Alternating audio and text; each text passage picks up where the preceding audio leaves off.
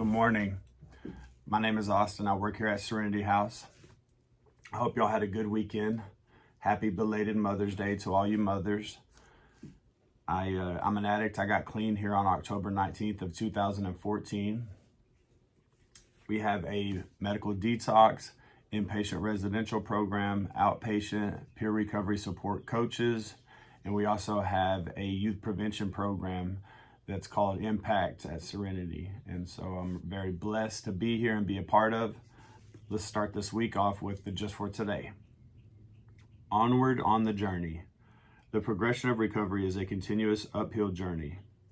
The longer we stay clean, the steeper and narrower our path seems to become. But God doesn't give us more than we can handle. No matter how difficult the road becomes, no matter how narrow, how winding the turns, there is hope. That hope lies in our spiritual progression. If we keep showing up at meetings and staying clean, life gets, different. The continual search for answers to life's up and downs can lead us to question all aspects of our lives. Life isn't always pleasant. That is when we must turn to our higher power with even more faith. Sometimes all we can do is hold on tight, believing that things will get better. In time, our faith will produce more understanding. We will begin to see the bigger picture of our lives. As our relationship with our higher power unfolds and deepens, acceptance becomes almost second nature. No matter what happens as we walk through recovery, we rely on our faith in a loving higher power and continue onward. Just for today, I accept that I don't have all the answers to life questions. Nonetheless, I will have faith in the God of my understanding and continue on the journey of recovery.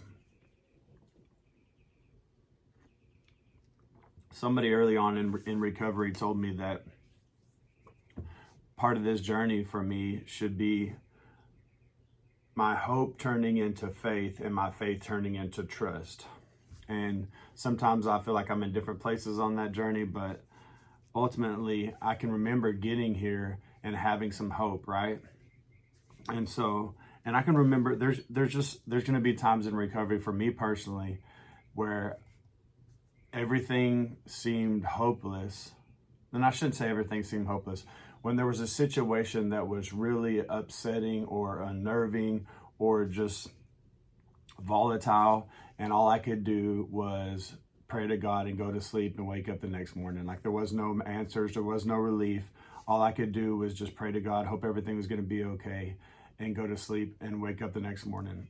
I can remember the first time that I had a situation like that happen. And at the moment it seemed so like I wanted some relief so bad, but my relationship with my higher power grew and I was able to just pray, trust God, go to sleep, wake up and keep going no matter what the situation did or didn't happen.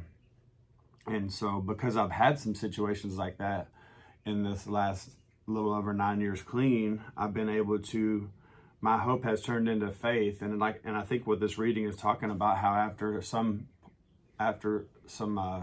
time in recovery, we learn that things are going to be okay, or they're going to be just the way they're supposed to be, or that God's still going to show up even when they're bad, that we begin to trust this process and trust God so that whatever does happen, we can be okay. And ultimately, we never have to use again no matter what. But I don't want to be just absent and miserable. I want to feel like I'm right where I'm supposed to be, or that God had a part in, or that I'm around the people I'm supposed to be with. And because I've continued to stay in this program and move on, I've been able to find out that whatever was going on at the time was either part of God's plan or it wasn't. And even if it wasn't, God was still there and comforted me through it. And so I'm grateful to be on this journey, because I know that without recovery and without God, it can get pretty deep and dark, and I don't ever want to go there again. Thank y'all for tuning in. I hope you have a blessed week. We will see you and talk to you tomorrow.